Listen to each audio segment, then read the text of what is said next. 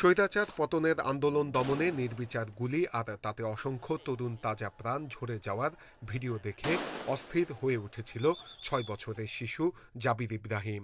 ৪ August রাতে সে বাবা মাকে আন্দোলনে যাওয়ার কথা বলছিল।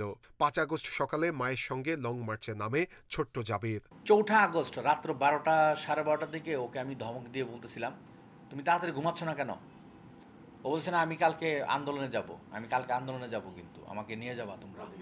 এরই মধ্যে ছড়িয়ে পড়ে পতিত সরকারের স্বৈরশাসক শেখ হাসিনার ভারতে পালানোর খবর। রাজপথে যখন জনতার উল্লাস, ঠিক তখনই শেষ মুহূর্তের মরণ খেলায় মেতে উঠে অনুগত পুলিশের বন্দুকের নল। তাদের এলোপাতাড়ি গুলি এসে লাগে ৬ বছরের ছোট্ট জাবিদের শরীরে। কয়েকটি হাসপাতাল ঘুরেও শেষ রক্ষা হয়নি। দৌড়াও, আমি তাকে বললাম তুমি দৌড়াও। হ্যাঁ, গুলির শব্দ কিন্তু এখানেও শোনা যাচ্ছে। বলেই আমি একটু সামনে তাকে নিয়ে আগালাম, এমনি আমার ছেলেটা আত্মচিৎকার। রিয়া গোপ নারায়ণগঞ্জ শহরের নয়ামাটির দীপক কুমার গোপ ও বিউটি ঘোষ দম্পতির একমাত্র সন্তান। ২৫ জুলাই দুপুরে খাওয়ার পর ছাদে খেলতে গিয়েছিল সে সময় আন্দোলনরত শিক্ষার্থীদের ওপর গুলিতে শহীদ হন ৬ বছরের ছোট্ট রিয়া গোপ।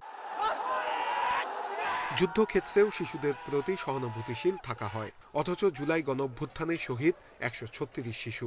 নির্মম এই চিত্র উঠে এসেছে জাতিসংঘ ও বিভিন্ন আন্তর্জাতিক গণমাধ্যমের প্রতিবেদনে। আহত শিশু হচ্ছে ২৪৩৪। এটা হচ্ছে আমাদের কাছে যে ভেরিফিকেশন এবং MIS গ্যাজেটভুক্ত যেটা, সেই সংখ্যাটা। হত্যাযজ্ঞের নির্দেশদাতা শেখ হাসিনা সহ খুনিদের দ্রুত বিচারের তাগিদ শহীদ পরিবারগুলোর। বাংলাদেশ যতদিন বেঁচে থাকবে এটা মানুষ ভুলবে না। আর এগুলো শিশু হত্যারও তো বিচার আমরা করছি।